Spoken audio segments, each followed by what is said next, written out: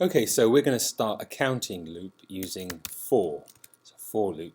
For variable name, we'll call our variable n. For n in range, and we'll start off with the number 8. Close brackets, colon, enter, and you can see the next line after the colon is indented, is pushed in. It's called indented. Print statement, and we're going to print out what n is. And now when I run this, I get 8 numbers starting from 0 going up to 7. So it doesn't reach the number 8, starts at 0 and gives me 8 numbers up to 7. Let's try that again. If I change the range to 13 or 15, oops, when I run it, what do you think will be the first number? What do you think is going to be the last number? Do you want Miss Mary to come over and help you? There we go. She's in the office.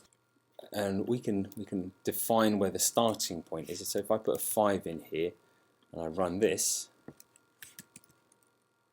you're going to see it starts at 5 and goes up to 14. If I change that to 3, it's going to start at 3 and go up to 14.